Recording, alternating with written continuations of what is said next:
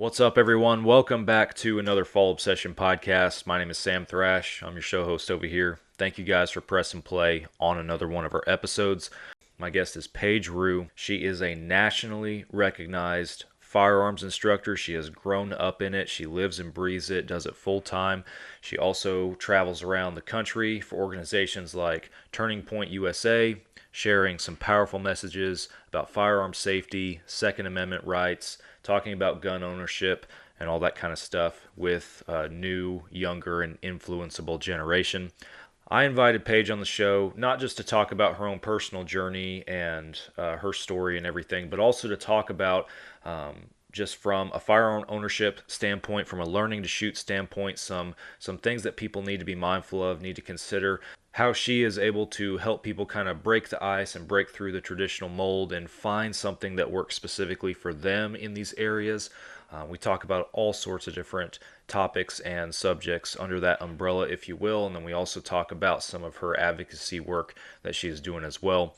This is a really great podcast for any gun owner, any passionate outdoorsman or woman out there, or just somebody who is trying to learn more and understand more about why it is important to own guns, your Second Amendment rights as an American, all that kind of stuff. It's a great episode. Hope you guys enjoy. Before we get to the conversation with Paige, I got to take care of a few housekeeping items real quick. First and foremost, this podcast is brought to you guys in partnership with our friends over at Hoot Camo. I love my Hoot gear, hunting it all the time. You guys need to check it out. There will be a discount code for y'all later on in this podcast, so listen up for that.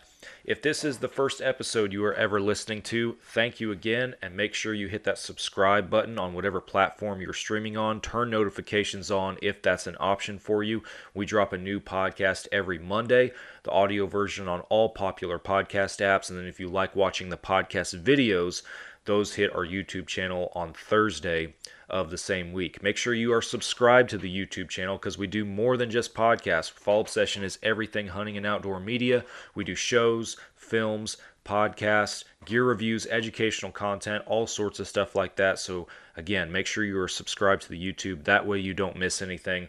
Fallobsession.com is the website. Everything that I just mentioned also filters through there. In addition to some other things, you can see exactly what we're about and everything that we're doing right now. We also have a couple of new t-shirts on the website that are specifically to help support some conservation and public lands advocacy organizations. So your purchase of those shirts will help that cause. So make sure you guys check those out. Carbon TV, it's like Netflix for hunting. I tell people it's a free hunting and outdoor streaming platform where you can find different shows, podcasts, films, all sorts of different stuff from hundreds of different creators in the hunting and outdoor space. You will find 4 different Fall Obsession produced shows on that platform. This podcast, our staff-inspired video podcast series called Couch Chats, is on Carbon TV, as well as our 2 different hunting shows, Texas Dirt and Midwest Mindset. Go check out Carbon TV and start streaming today. Finally, something new's come up here at Fall Obsession. We just opened the application process for our 2025 Veteran Hunt giveaway. We're giving away a whitetail hunt in West Virginia to one vet this fall in the 2025 hunting season. It could be you or a veteran that you know. Go to fallobsession.com/giveaway to learn more and to either apply or nominate someone else for this hunt. That's all I got. We're going to get Paige in here and get this awesome conversation started. Hope you guys enjoy. You are listening to another Fall Obsession podcast. The power lies within that middle ground. Hunting transformed my life. I think you have to be built somewhat different. That Dale Brisby's a super puncher. It's when you get Pop-Tarts on the next Walmart order. I'm serious. Because to come into this country and stay dedicated to that, it was pretty awesome. If it's only for one, then you've done your job. We have to do what's right for the wildlife, and that's our responsibility as hunters. Fall Obsession Podcast. What's up, everybody? Welcome back to another Fall Obsession podcast episode. I'm Sam, hosting you guys, and my guest this week goes by the handle of Some Chick Who Shoots, but her name is Paige Roux. Welcome to Fall Obsession Podcast, Paige. Thanks for having me, Sam. Happy to have you. For our listeners, because we were just talking before we started about how I'm kind of getting some other guests from some different genres in the quote-unquote outdoor world on the show. For our listeners who might not know who you are, give us a little bit of background on yourself, kind of where you're from, all that good stuff. So I am definitely in the women handgun. I'm a firearms instructor full time. But I always say I'm a girly girl that was raised in the gun industry. So Okay. my dad was law enforcement. We own 3 indoor shooting ranges in Phoenix, Arizona, called Shooters World, and that's how I got into it. Kind of COVID completely changed my life. I was going to school to be a wedding planner and switched, and I'm now a full-time firearms instructor, but I do everything like women empowerment is my main thing. So I train mostly women, new shooters, handgun, concealed carry. My Instagram is mostly like concealed carry fashion and getting that like bridge of people to be welcomed into the firearm and outdoor world. Uh, and then I also do some Second Amendment advocacy for Turning Point USA. So it's all of that. And then I just got married last year, and my husband is a avid hunter. I mean, lifetime hunter. So I'm actually going on my Coos hunt is next what is it, end of October. So Awesome. I'm kind of all over the place. Have you hunted it all up till then, or is that like going to be your first hunt? No, so he actually took me, we've been together for 4 years, and he took me our first year of dating. Uh, and we've done mostly coos in Arizona. And then we did one cow elk hunt. That was wild. But we actually, our honeymoon, we did a week-long hunt in Texas. Oh, no kidding.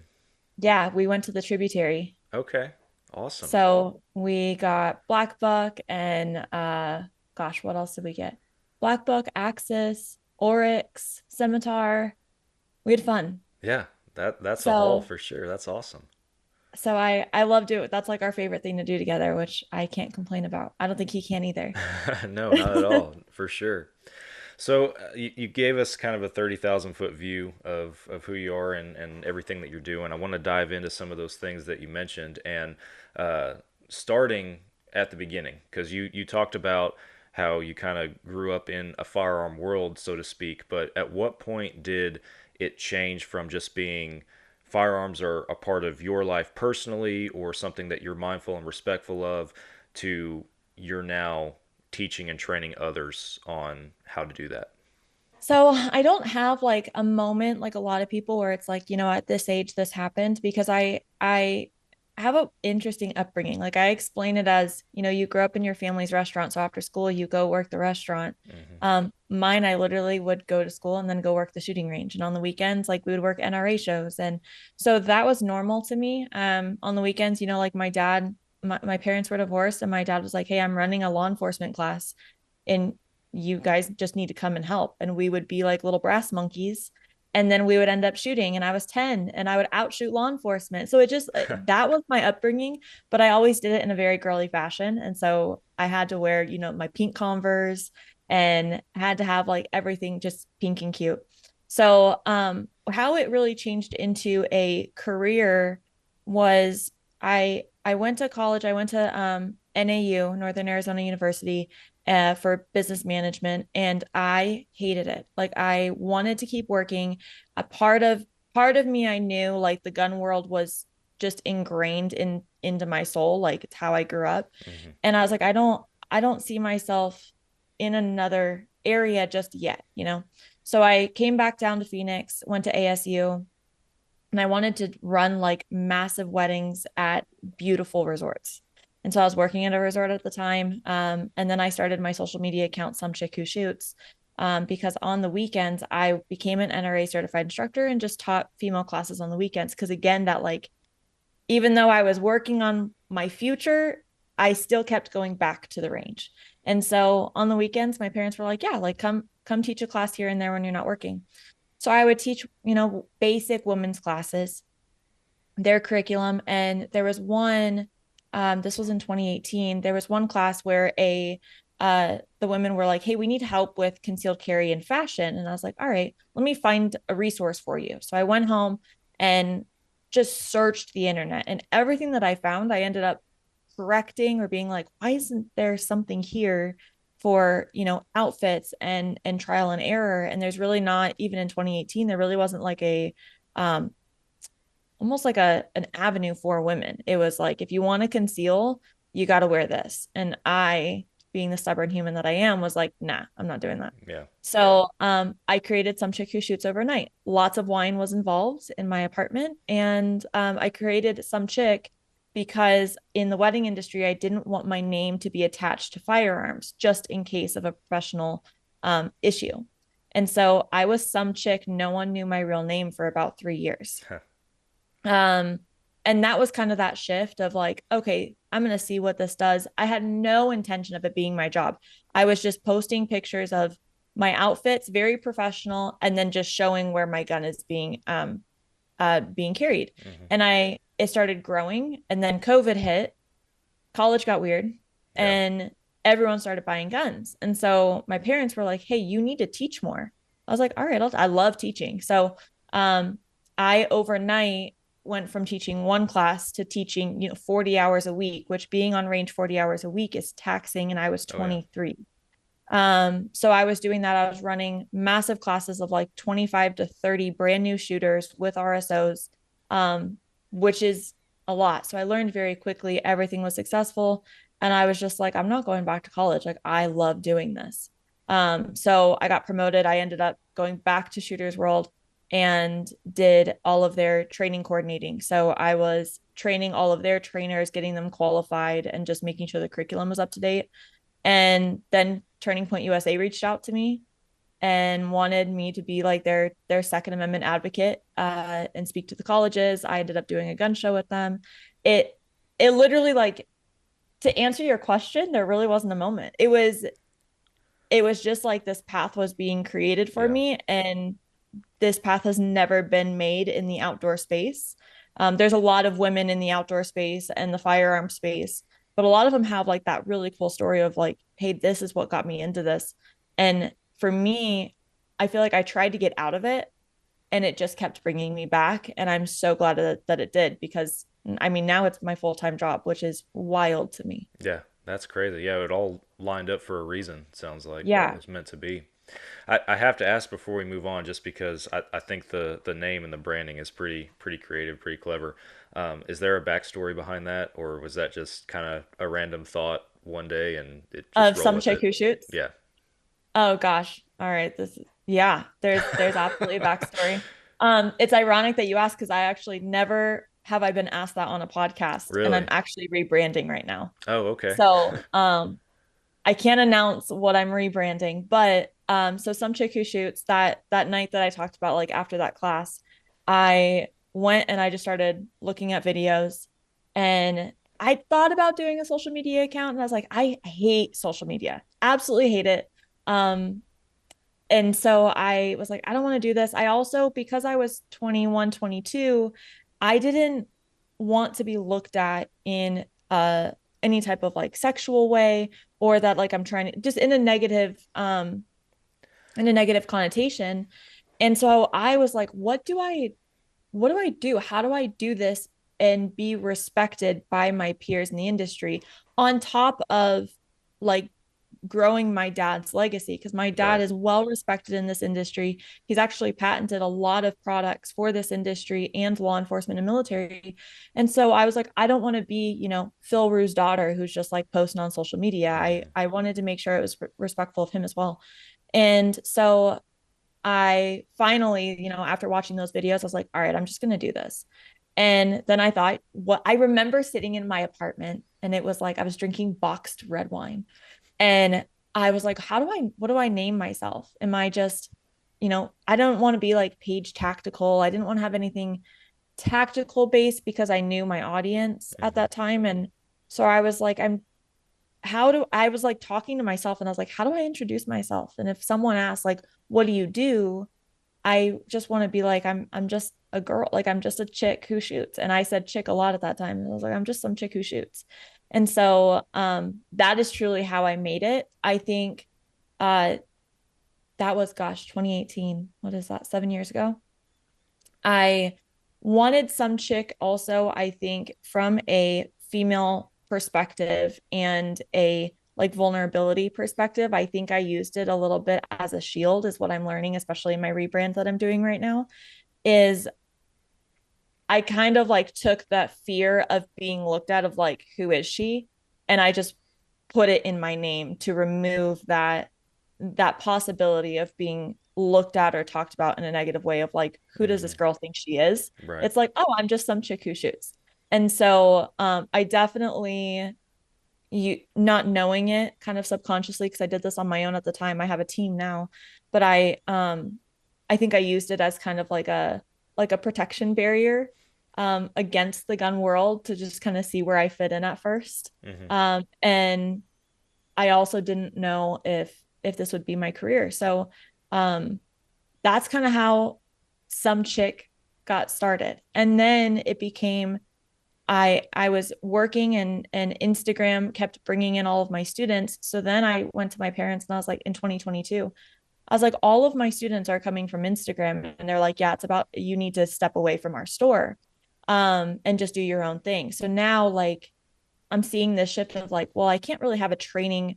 I've had it for 3 years, but I can't really have like my own training group be Some Chick Who Shoots. Right. And so I on top of Turning Point and where I'm at versus where I started, I'm now one of the main girls, or I would say one of the first girls to do concealed carry fashion, or concealed carry in the way that I do it in like the Get Ready With Me videos, and really like kind of breaking down that barrier for women to be like, oh, I love what she does.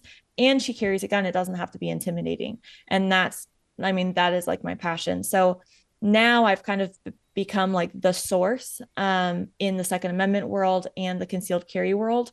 And so I am actually started it a couple weeks ago. We are doing a full rebrand so that it reflects who I am now, and that the fact that it's like it is my job, which is so weird to me. Yeah.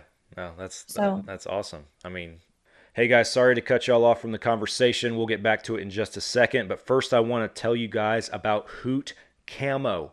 Hoot Camo is one of the best camouflage brands out there for the blue collar hunter. The prices, you can't beat them.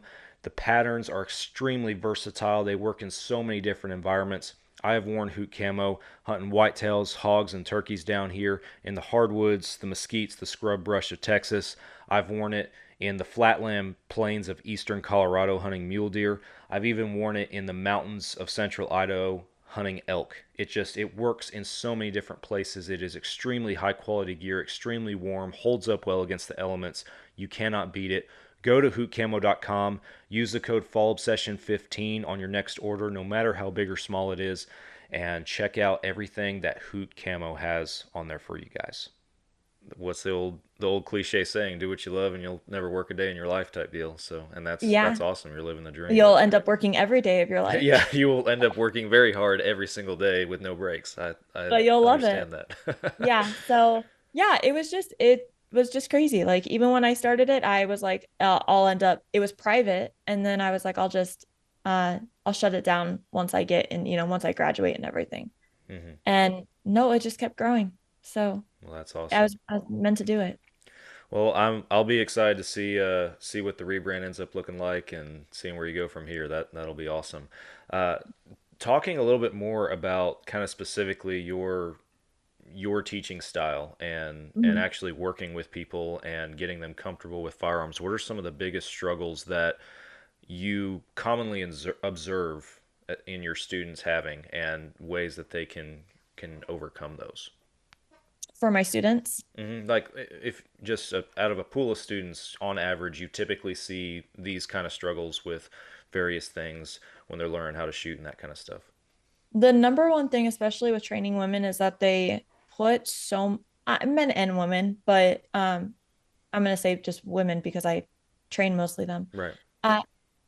The amount of pressure that women put themselves under is obscene, and I'm guilty of it as well. But a lot of women finally come book with me and they're like, I finally did it. I think I have the strength and everything to do it, or like I'm empowered enough to do it. And I'm like, yeah, I want you to start and just start. When they train with me, they have this mentality of like, I got to leave this like first session with Paige. I have to be able to carry. I have to get my concealed carry permit. I have to protect my family, protect my home, figure out what happens if my husband is gone or if I live by myself, I'm a single mom, all of these things. And I'm like, whoa, just sit. Like, let's just calm down. Let's just sit down and let's talk about it. And so for me, in my teaching style, I basically tell them that this is like a gym session. It's a gym or therapy session, however you want to look at it. And sometimes it's both. Mm-hmm. But what I say is come to me for an hour and you're going to work on you. And firearms and training, whatever you're training for, is a sport. And so how I talk to every new client is you have to look at this as a sport first. And then in turn, you will, at the same time, you will gain defensive skills and understanding of a firearm, confidence. All of those will come, but you have to look at it as a sport and have to have fun with it. Mm-hmm. And then everything else, I swear, just snowballs. And so when I tell that student, I can tell that the weight off their shoulders is just like, okay, now they're open to receiving information. And they pick up on things a lot faster. So I know good trainers do that, but I feel like all trainers should do that instead of, coming in, and I do classes and private lessons, but I specialize in PIs. And I feel like when I take other classes from other trainers, it's like, I have this curriculum, we're going to start you out, and we're going to do this, this, this, this, this. So I take a little bit of extra time and I want to get to know my students, whether that's in classes or privates. And I start off I say it's like just girls at brunch, minus the mimosas at first, right? I sit the girls down and I'm like, let's learn about each other. And so now it's just that open and that vulnerability, and now everyone's getting to know each other, or my client is getting to know me, and now we're creating that relationship. And then it's like, all right, now let's talk serious. That has helped me in my career of making sure that my student exceeds faster than they could have if I had not done that. Right.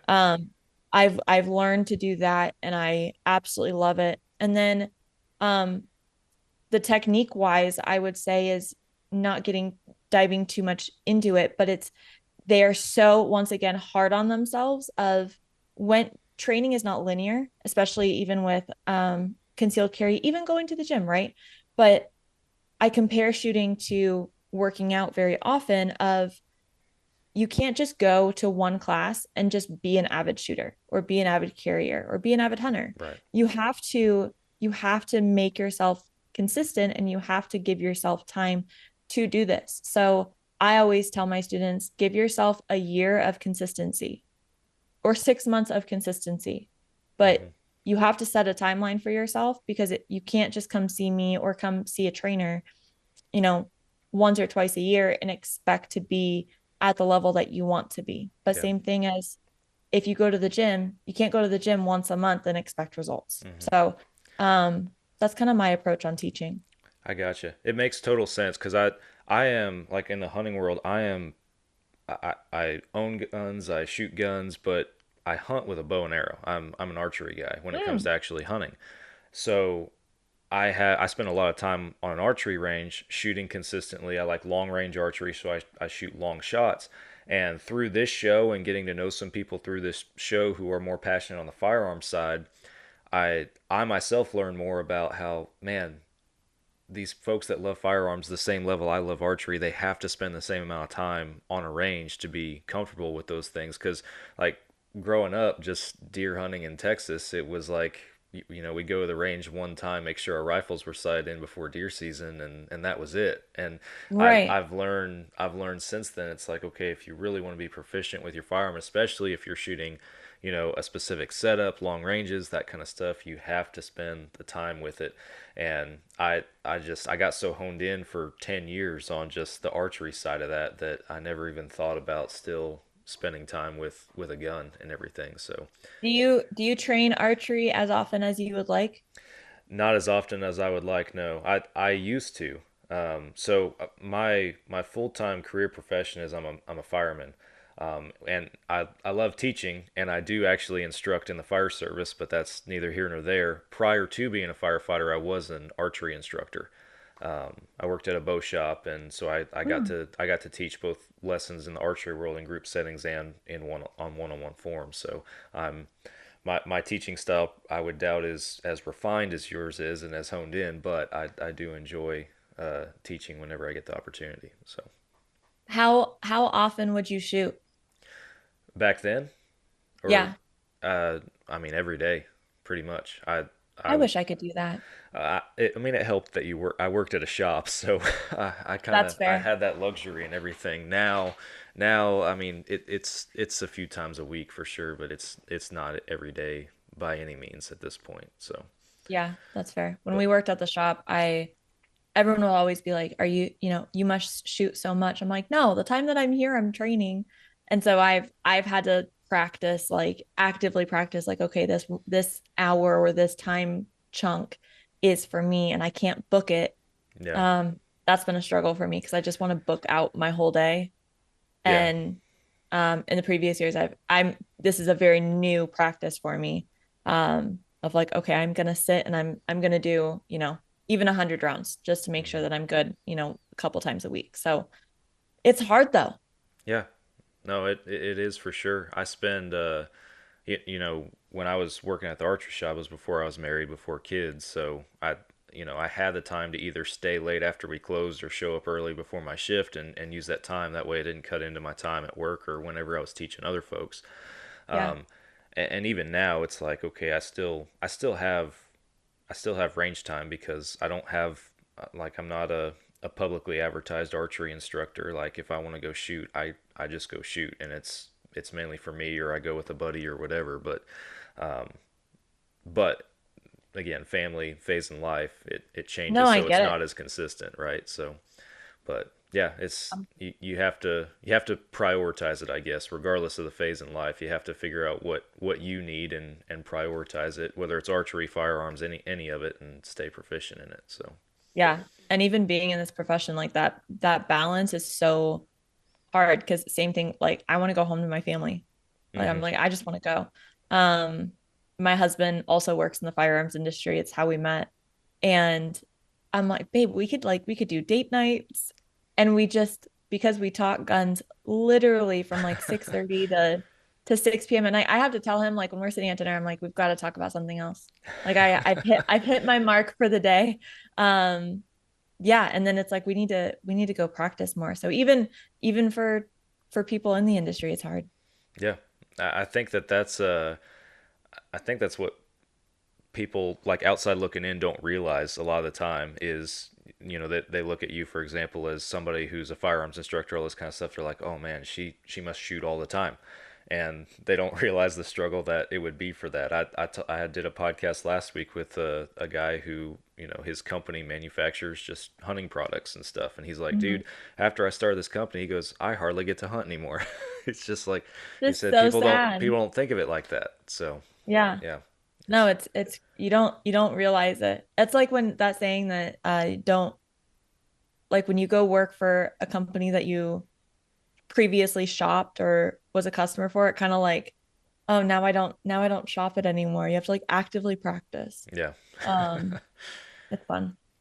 So what I'll shift gears a little bit. What is in your mind one of the best setups for concealed carry firearm round starting out? What does that look like for somebody who's just getting into it? Oh gosh. It's probably a broad question, but It's a very broad question. I'll try to break it down. When I get someone to start with a firearm, I always say, try before you buy. It's like hmm, a very common phrase, right? Even at archery shops, you're able to try things out, right? right. So I always say, try before you buy. Um, I have a video on my Instagram and I explain vehicles or I explain guns like cars because my understanding of cars is that of like a fifth grader. So uh when I'm talking to people, they're like, explain it to me like a fifth grader. And I'm like, okay, I can do this comparison. So how I explain this of like what gun works for you is think of everyone's gone to shop for a car. So what are you using the car for? Do you need a truck to tow things? Do you need seats? Do you need, you know, uh are you traveling far distances where you need good gas mileage? Like what do you need? And basically that's the size of the gun, right? Do you need a full size gun? Because if you're doing home protection, you could do a full size handgun. If you're doing something concealed carry, well, now we need to look at your body. And if you're a petite female, then we need a smaller, like compact car. And so, Hey, folks, if you guys are in the North Texas area like I am, then you need to go to Bear River Archery and Pro Shop in Van Alstyne, Texas. Justin and the guys up there have an incredible operation set up. They will take great care of you and all of your archery needs. They are the official bow shop in North Texas, a Fall Obsession.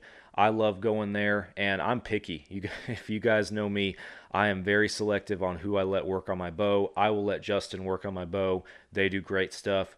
Check out Bear River Archery and let them know that Fall Obsession sent you. I explain it like that, and then I say, what kind of gas do you want? What kind of ammo do you want? 9mm is obviously the most common. I also am an advocate for 380, which a lot of people aren't.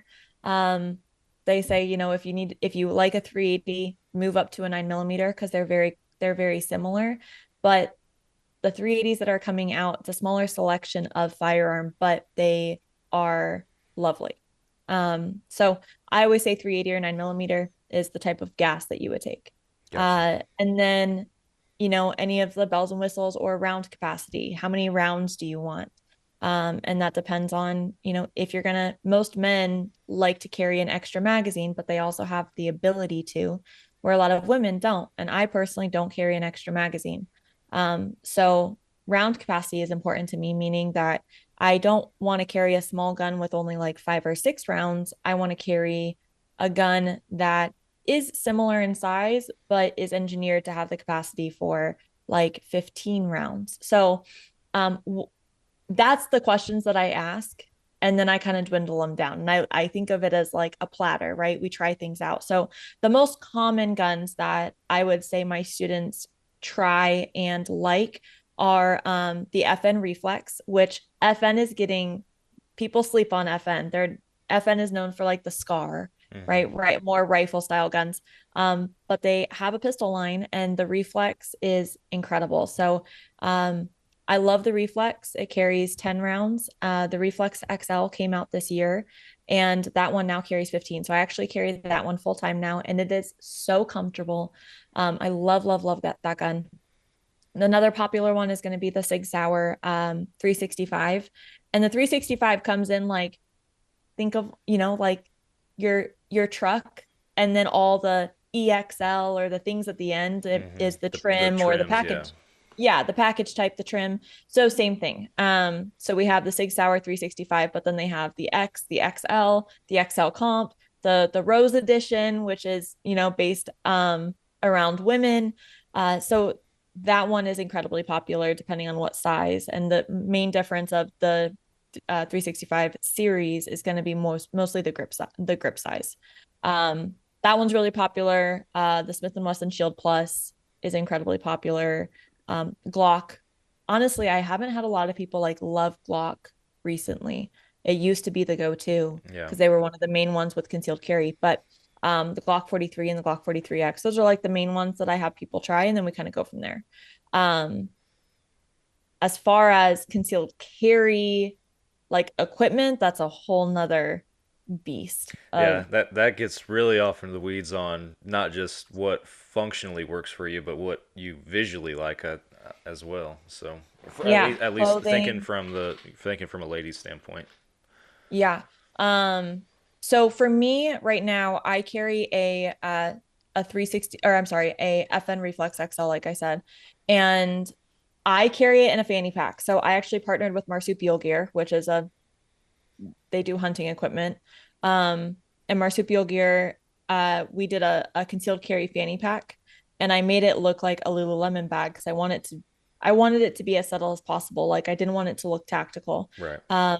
But the bag has a front zipper, and then they actually have a spot for a gun. And so I've had a lot of women love that, because if you want to carry a little bit of a larger gun, you can put it in the bag. It's technically an off body carry, but you can carry it, like a standard crossbody that every person does now, even guys do. My husband carries one. And the gun is in a safe spot. So if you have kids, like you're not worried as much about, you know, your kids getting into it or the gun falling into your purse, and then your ability to retrieve it is still incredibly fast because you'll have the bag physically on you versus carrying in a purse. So that was another thing that I've done in my career, is just again, like bringing that bridge together of people who support guns but don't do it as actively as they should, and I want to bring them over into that like activism side of like, hey, no, this is part of your life, like let's make this part of your daily and your family routine, but let's do it in a way that fits your life. Versus I think the old mentality is like you change your life and your habits in order to fit this tool, the gun. And I disagree with that. Yeah. I think it's 2025. We can create products and plans and and systems to fit other, you know, everyone's lifestyle, rather than the other way around. I agree with that. I think that if you if you're trying to bring something from the outside in, or excuse me, let me rephrase that. If you're trying to adapt your, like you put it, your lifestyle around, okay, now I got to carry this thing, or I want to carry this thing. It's just speaking from my own experience, it becomes a little cumbersome, and eventually you start getting annoyed by it. And I've been guilty of just leaving the gun in the truck or whatever when Yeah, I go in, because I'm like, it's uncomfortable. I just didn't have a good holster at the time. It's like I don't want to carry it right now. I'm running real quick. Let me just leave it in the truck. I'm not worried about it. exactly. And of course, being the way that our world is, that's going to be the one time when you might actually need it. So you don't want Exactly. that extra chance. I have students who are like, oh, well, I don't carry when I go out of town. I'm like, but things are more likely to happen if you go out of town. Or I don't, like you said, like I just leave it in my truck because it's not comfortable. And when you know, before I even started my Instagram, I would hear these instructors and they would say, well, you need to. And there was no like adaptability. I was like, what? But if that doesn't work for them, like at my creative mind, I'm like, let's figure out a way for it to work for them. And so, um, same reason I do on my Instagram, I do these get ready with me videos, which for women who are listening, it's incredibly popular, right? Like when I'm scrolling, I want to see like what women are wearing and what outfit they put together for fall or for Christmas. I would just want to see it. And so, a couple of years ago when those started getting popular, I thought, I want I want to help those people who are, you know, oh, I carry a gun here or there. Or I only practice once a year because it is cumbersome and it doesn't fit their lifestyle. And so I love being like, how can I reach those people in a creative way and not feel like I'm just like selling them on it. I just want to expose them to it.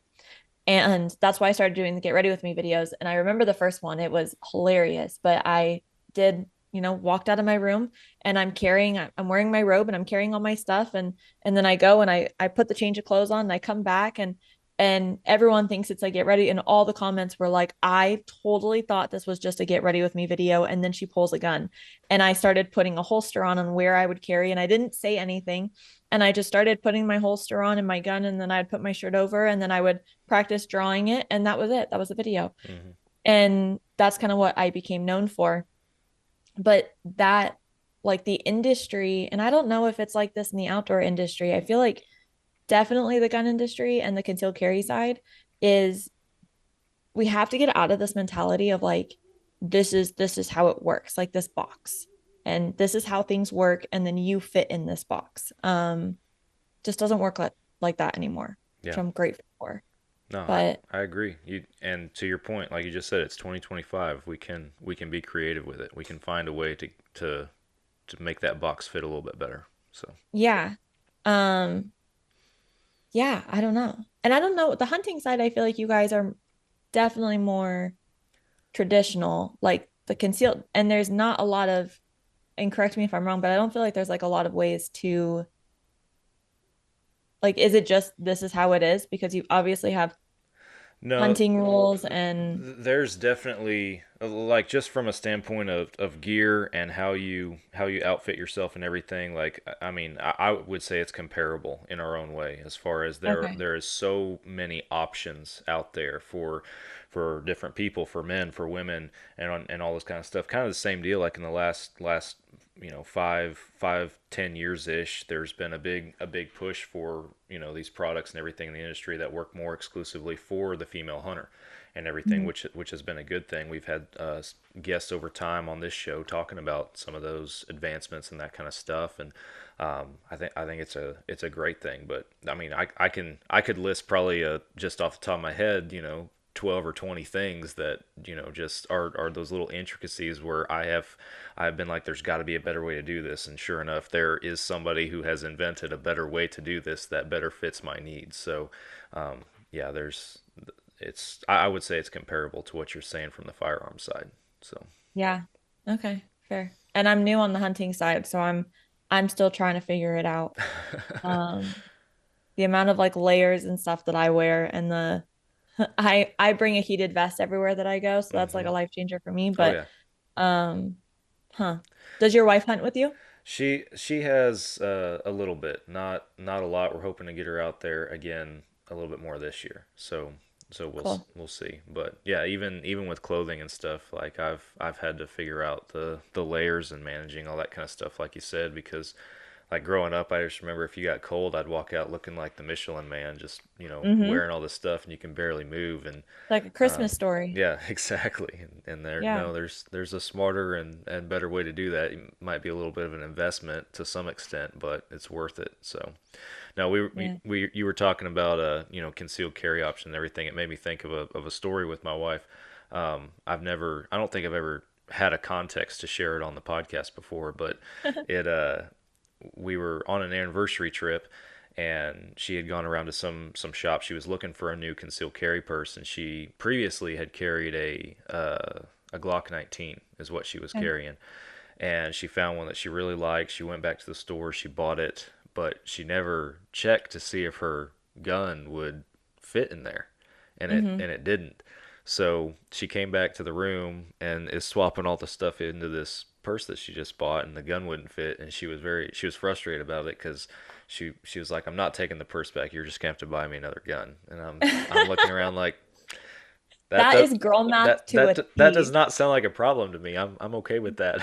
That's fair. So so we did. We came home from the trip and went and bought her another gun. So Love it.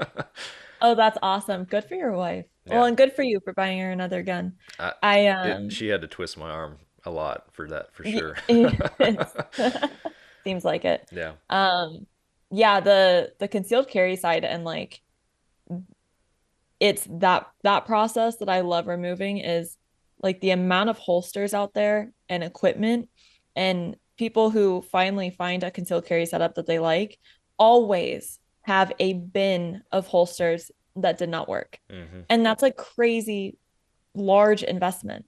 Hey guys, Trophy Edits is a Fall Obsession podcast partner. We all have mounts on our walls that represent a significant moment, a significant harvest in the woods for each and every one of us, and photographs can do the same. I'm sure you guys have pictures from years past, hunting with loved ones or being in the woods with family and friends that also represent those big moments. And what Trophy Edits does is they showcase those moments for you guys, just absolutely make your pictures explode and to the level that you guys can put them on the wall and also have that memory forever represented in your home, your office, your man cave, whatever it might be.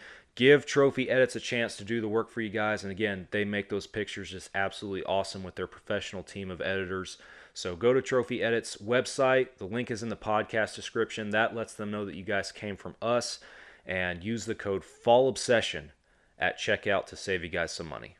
And it sucks that everyone has to do it. And so I try my best, like all my students or like people who come to me or message me on social media, like I've done virtual lessons with people and I've done like there was a plus size mom. She was like, I am not your size. And I was like, that's okay.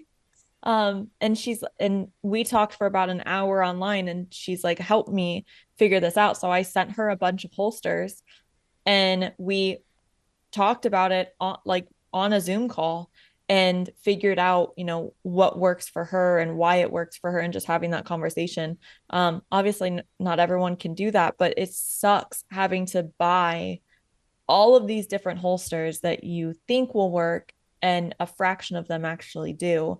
And then you're stuck with all those holsters. You're just like, all right, now what do I do with this? Because it's past the return date. Sometimes they don't have a return, or some you've waited 6 weeks for, which is stupid. I don't know why holster companies cannot figure out how to ship something faster than 6 weeks. There's one holster company that I work with, and they are 3 days confirmed. They're lovely. But yeah, what company is that? We're not affiliated with any, so you can say it freely on here. I'm curious. It's Eclipse Holsters. Holsters. Yep, Eclipse Holsters. They're out of Virginia. I've worked with them, gosh, since 2019.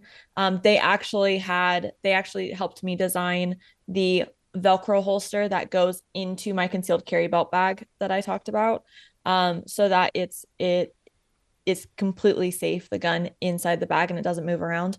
But they are, I kid you not, incredible. And they are outselling a lot of these very well-known holster brands because, one, the quality is there. She has a ton of patterns you can do American flags, you can do custom patterns.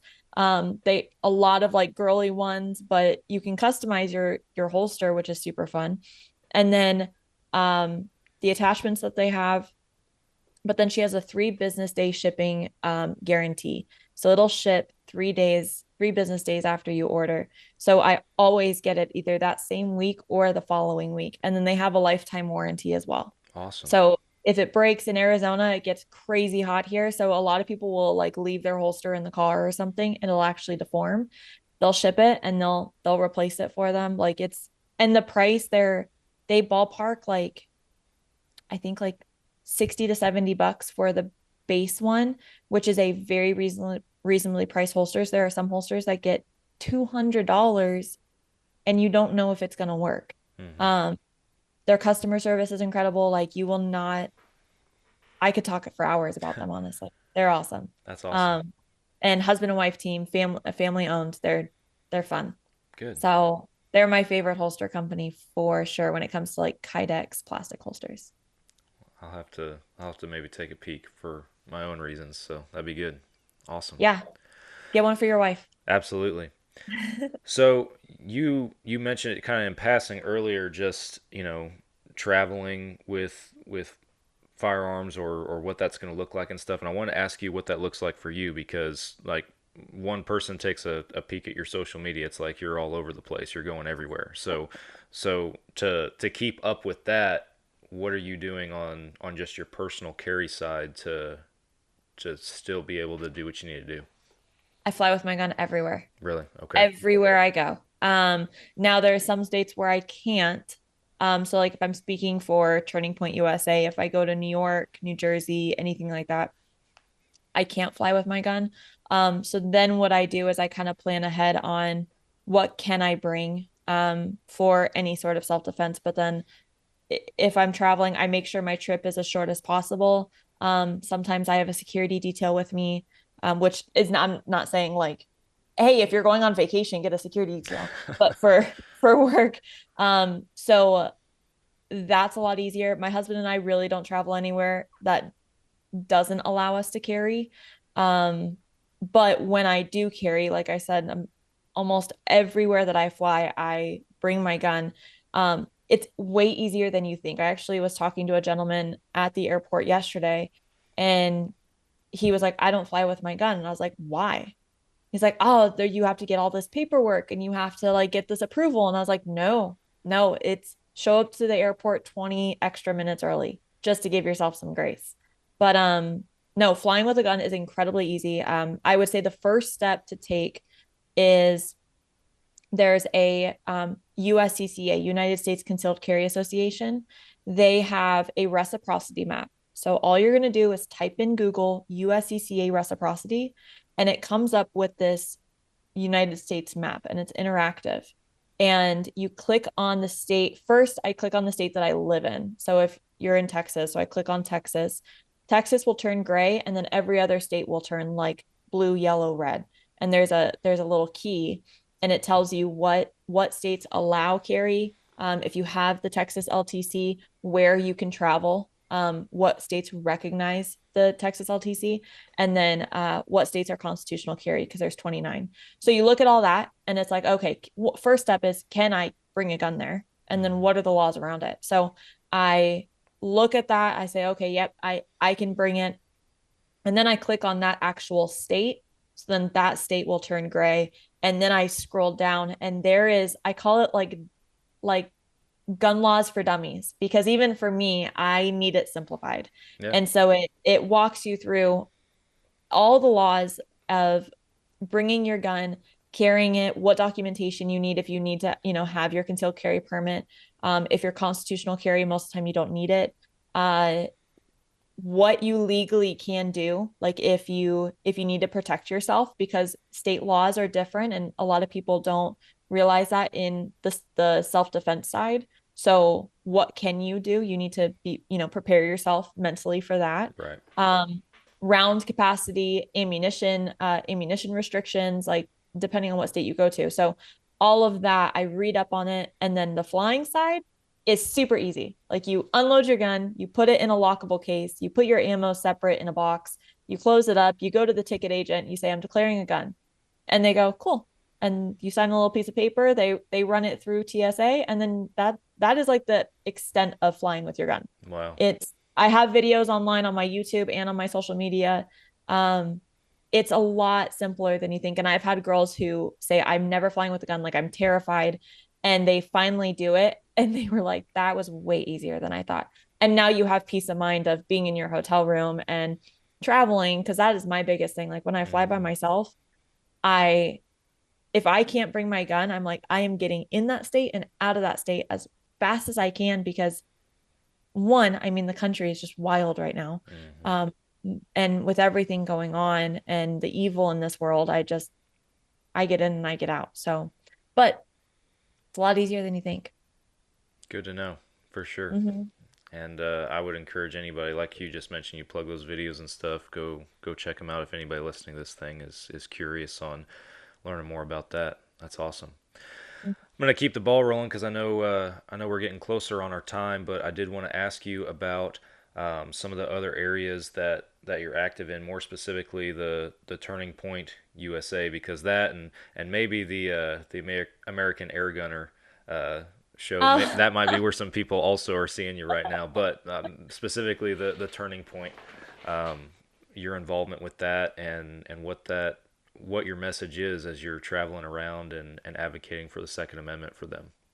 So during the school semesters, I'm definitely busy with Turning Point. Like I said, I'm a Second Amendment contributor. So I think there's like 20 of us contributors now. And then they have ambassadors. As contributors are like where their go-to for speeches, speaking, and any of the advocacy side. So I started working with them in 2021. I actually have a gun show with them. There's 2 seasons and it's on Real America's Voice. We did like a reality TV show. So that was part of like kind of exposing people to the gun world in a soft way. But during the school year, I speak to the college chapters. So you can have a Turning Point USA college or high school chapter, and then they invite speakers to come. I'm actually starting at the beginning of 2025, they had me start doing range events for colleges, which was so much fun. Awesome. So we started it in Phoenix at my range, and we did a full auto shoot. So I let these students, I talk about the difference, the assault weapons ban, which is fake, but I talk about that bill in 2021. And I said, this is a semi-auto and this is a full auto, and I'm going to have you shoot the difference. And their faces, I ran 75 students in an hour on full auto. And it's my favorite event. I have another one coming up November 5th.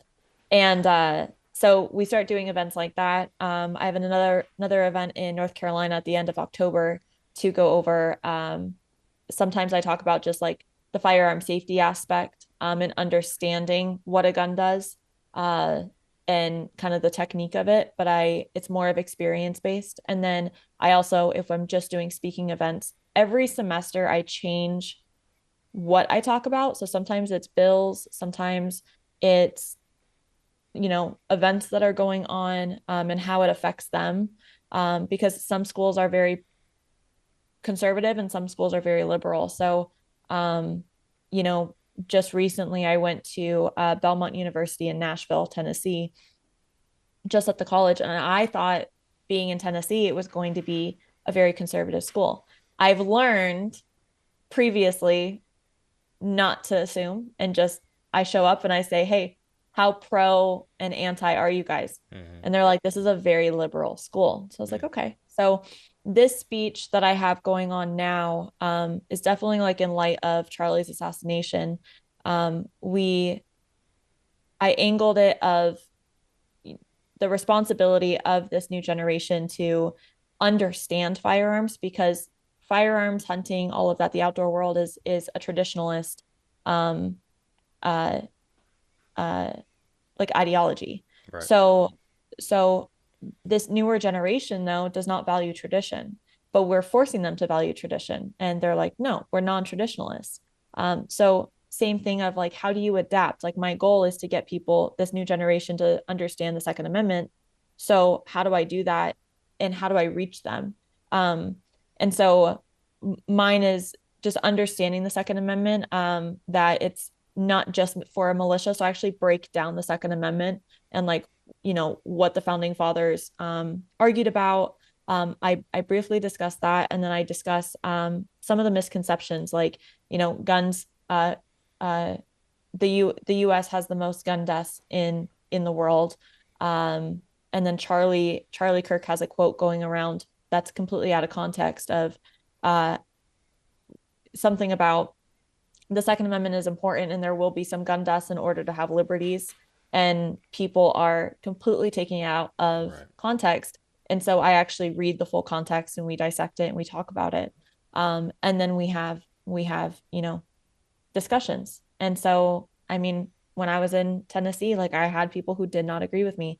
And so I have to, you know, we have that discussion of what are the issues, because now we're just creating dialogue and conversation.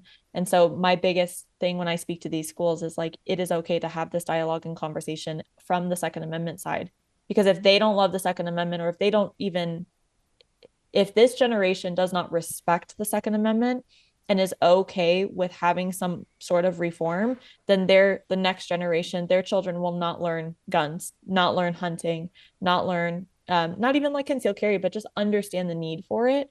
And that now, and we're already seeing it, there's going to be a generational decline of, well, the Second Amendment is probably going to go away, or hunting is going to go away.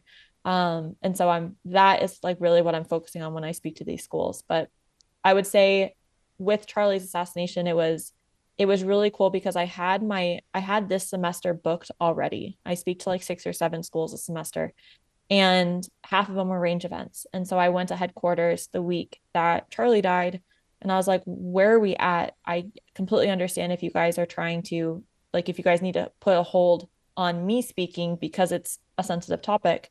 And they said, oh, no, book more. Like, awesome. Keep going. Yeah. And so I thought that was really powerful turning point, that they were like, no, we're not stopping. Like Charlie would not have won that. So yeah, I'm speaking as much as I possibly can, but that's the two-way advocacy side. So anytime that there's a shooting, or just bringing light to like the things that we don't see online and the positive things that firearms do that the media will never cover, is what I talk to these kids about. That's awesome.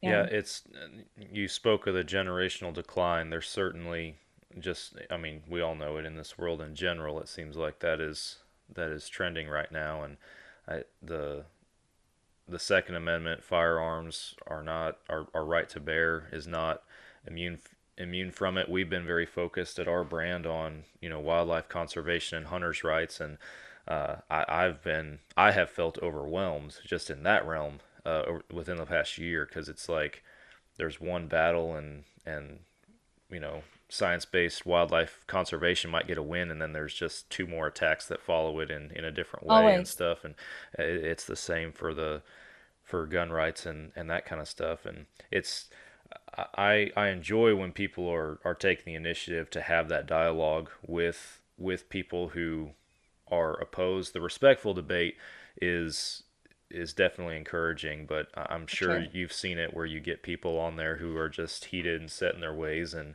they won't take anything but their opinion for at any value at all. And I think it's important to have those conversations nonetheless, because and to maintain your cool and stay respectful as a gun owner at the same time, because even though you might not ever change that person's mind, there's all these other people watching too that are influenceable, and they're watching you or whoever's speaking to see how they react and how they handle that, and that can have more influence than the topic itself sometimes. So 100%.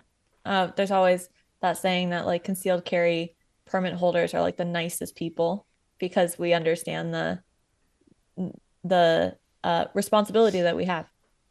Hey guys, thanks for listening to the show. Hope you guys are enjoying it. There's so many different places that you guys can tune in to Fall Obsession Podcast, and one of them is the Outdoor Call radio app. Outdoors Dan from Respect the Game TV, he created an app that you can download on any device where you can stream hunting shows and podcasts on a loop every single day. Our show, Fall Obsession Podcast, plays on that loop on Mondays. That's the same day as our new publications on the other apps. And there's also tons of other hunting shows and podcasts on there that you guys can listen to. Go download the Outdoor Call radio app today. It is free. You can start streaming immediately. And be sure that you follow their Facebook page, because Outdoors Dan does some live radio shows throughout the week. And even if you are not local to those radio stations, his broadcasts are shared on his Facebook Live. It's Outdoors Dan and the Outdoor Call radio app. Go download it today.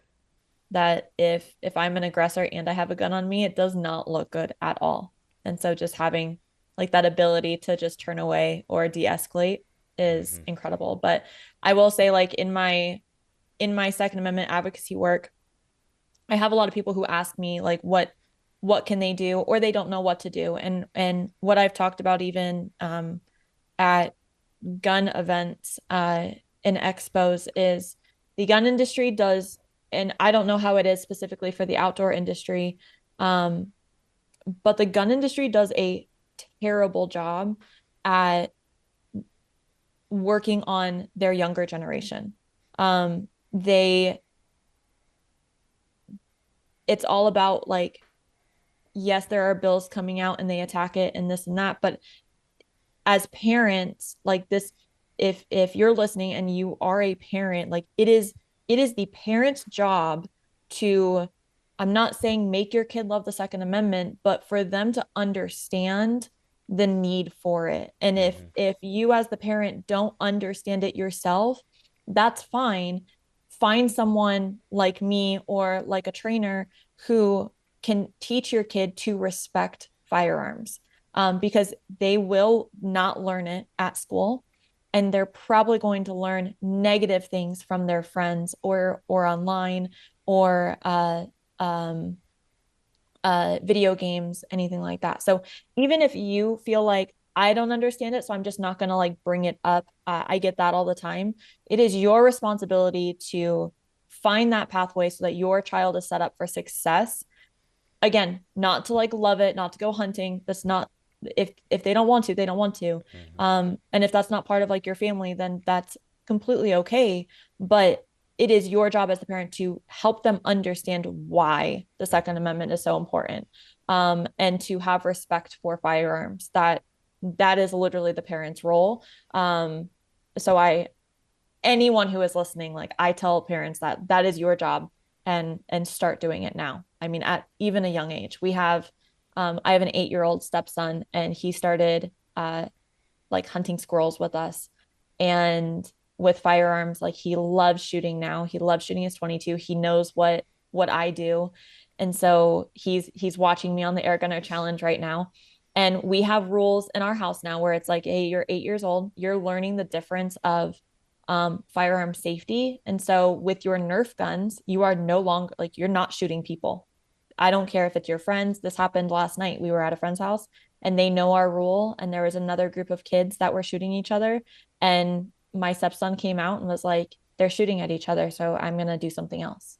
And we were so proud of him for that, because now he's proving to us that he has that that maturity and that discipline. Yeah. So now he's proving that to us. I'm not saying he, like when he's older and he understands the discipline, like totally.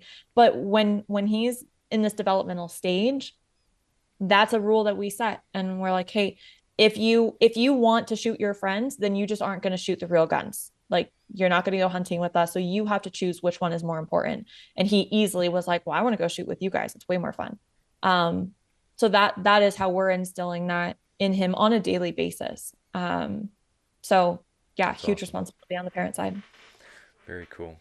And I want to ask a question expanding on just the kind of guns in the house topic we've morphed into a little bit here, and this will be the last thing because I know we're getting close on time. But Yeah. Okay. what advice do you have from the parents' standpoint outside of just the education of guns? But I know people personally who are like, you know, they appreciate the Second Amendment. They might even call themselves a gun owner, but they're really weary about just having guns in their house, period, with young children around, or their kids bringing their friends over that they don't know where they're at with gun safety and stuff like that. What advice or perspective do you have for folks like that? You have to have conversations with your kids. Like, and every child's maturity is going to be different. So I'm not going to say a set age because I mean, I started being around guns at 4 and my adopted brother was 14 and same parents. We own gun ranges. And so the maturity of your child is incredibly important, but you have to expose them to it. So like when we have friends over and kids, like we have kids over at our house all the time, like I mean, our house is full of guns and Point proven if you're watching the yeah. video. Yeah.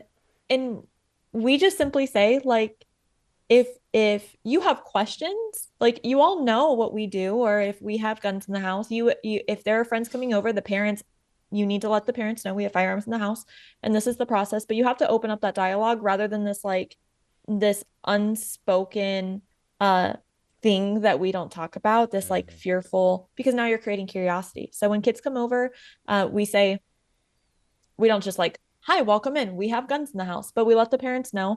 We make sure that our guns are locked up. So this door, like my entire office is completely reinforced. There's no way that they can get in. So that's close. It's out of sight, out of mind. Our guns, like our concealed carry guns, are locked up in our room in specific safes. And we make sure that they're not just sitting out. When we're at friends' houses, my concealed carry bag is, it has my gun in it. I either leave it in my locked car or I ask the homeowner, our friends, hey, where do you want me to put this? And that way guns aren't just lying around in the house. There's that conversation of where are you comfortable in your home having this, or I can put it in my car while we're here. Because I know it's not going to stay on me, for the duration of being at someone's house. But kids, we say, like my stepson is not allowed in this room unless one of us are in here. And we just tell him that, but we're like, hey, if you want to look at something, we're welcome to go in there with you. You just can't be in there. Yeah.